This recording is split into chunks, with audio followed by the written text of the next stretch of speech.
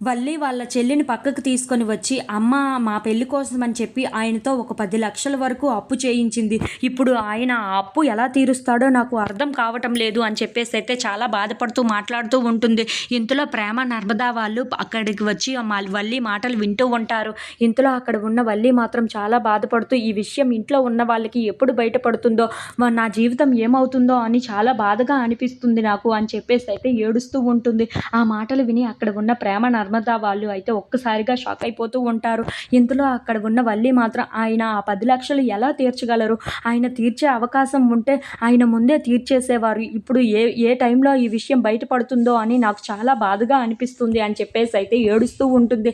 ఆ మాటలు వినగానే అక్కడ ఉన్న ప్రేమ నర్మదాని పిలిచి, "చూసావా, ఏదో 10,00,000 కోసం ఏదో మాట్లాడుతుంది. అంటే ఇంట్లో వాళ్ళకి తెలియకుండా ఏదో దాచిపెట్టింది. ఈ 10,00,000 సంగతి ఏంటో మనం పూర్తిగా తెలుసుకోవాలి" అని చెప్పేసైతే అంటూ ఉంటుంది. ఆ మాటలు వినగానే అక్కడ ఉన్న నర్మదా కూడా, "అవును, ఈ విషయాన్ని మనం బయట పెట్టాల్సిందే. మన విషయాలన్నిటిలోకి తలదూరుస్తుంది కదా! అలాంటప్పుడు మనం ఈ విషయం అడిగితే తప్పేముంది, అడుగుదాం ఖచ్చితంగా" అని చెప్పేసైతే అనుకుంటూ లోపలికి వెళ్తూ ఉంటారు. ఇంతలో అక్కడ ఉన్న వల్లి వాళ్ళ చెల్లి మాత్రం, "అక్క బాధపడకక్క, మనం ఏదో ఒకటి సర్దుమరుద్దాం" అని చెప్పేసైతే నచ్చజెప్పి ఇంట్లోకి తీసుకొని వస్తూ ఉంటుంది. ఇంతలో వల్లి దగ్గరికి ప్రేమ, నర్మదా వాళ్ళు వెళ్ళి అడుగుతూ ఉంటారు. అది చూడగానే అక్కడ ఉన్న వేదవతి మాత్రం, "ఏంటి మళ్ళీ జుట్లు పట్టుకొని ఏం మా రాద్ధాంతం తీస్తున్నారు మీరు" అని చెప్పేసైతే అడుగుతూ ఉంటుంది.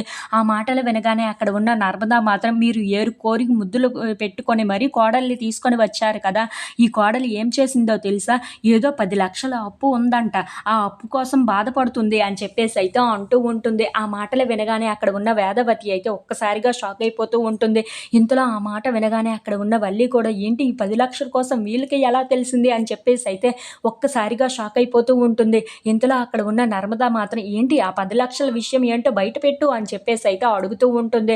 ఆ మాటలు వినగానే అక్కడ ఉన్న వేదవతి అయితే, "ఏంటమ్మా 10,00,000 అంటున్నారు, అప్పు అంటున్నారు, ఏంటి సంగతి" అని చెప్పేసైతే అడుగుతూ ఉంటుంది. ఆ మాటలు వినగానే అక్కడ ఉన్న వల్లి మాత్రం ఒక్కసారిగా షాక్ అయిపోయి వాళ్ళ అత్తయ్య వైపు చూస్తూ